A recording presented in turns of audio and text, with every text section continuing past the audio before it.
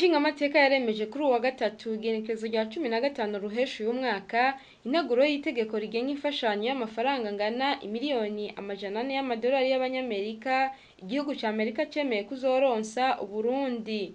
Umushikiranganje w'imigenderanire y'u Burundi n'ayandi makungu avuga ko iyo mfashanyo itazorihwa. Albert Shingiro amenyesha ko izobigamije gufasha Uburundi kugira ngo bushike kwiterambere rirama, guteza imbere intwari bereye, mbere ngo n'indi migambi ikomeye iriko irategurwa. Ku kibazo kijanye n'imigenderanire itifashe neza hagati y'igihugu ca Amerika n'igihugu c'u Burusiya, abashingamateka barabajije ko iyo mfashanyo itazohava isubizwa inyuma bivanye naho Burundi buhagaze ku ntambara iri hagati y'igihugu c'u Burusiya na Ukraine. Albert Shingiro yishuye agira ati: kuva 2015 gushika 2020 abo dufashanya abazungu canke abandi barabonye aho duhagaze, barabonye ingene ukwikugira ko Burundi tugushira imbere ivyo dukora byose.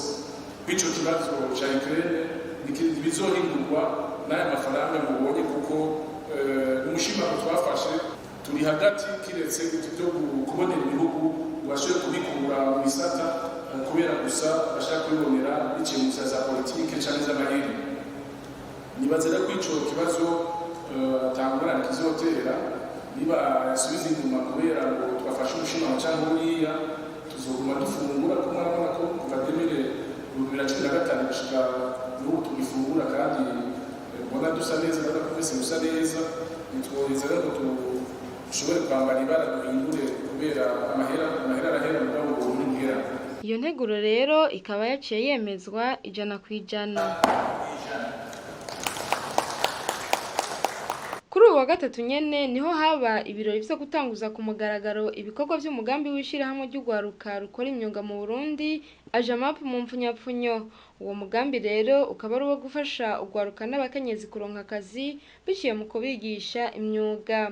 Aroni Hatungimana arongoye iryo shirahamwe aratwiganira intumbero yaryo.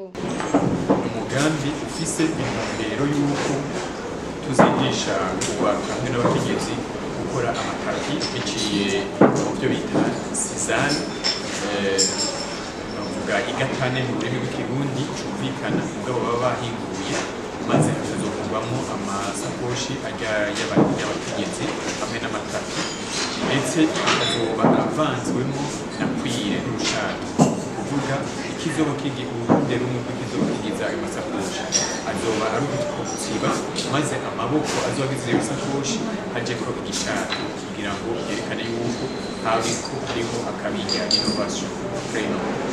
Rero ni muri iyo ntumbero kuno munsi twitwaye muri Cese bino birori kugira ngo twereke abarundi n'amakungu yuko umugambi utanguye, kandi aba banyeshuri mwabonye nk'uko mwabyiboneye ko bagiye barashikiriza bagiye gutangura, maze nabo bakazogira icyo bimariye mu buzima bwa misi yose biciye muri umugambi wa employabilité de jeunes et femmes artisans.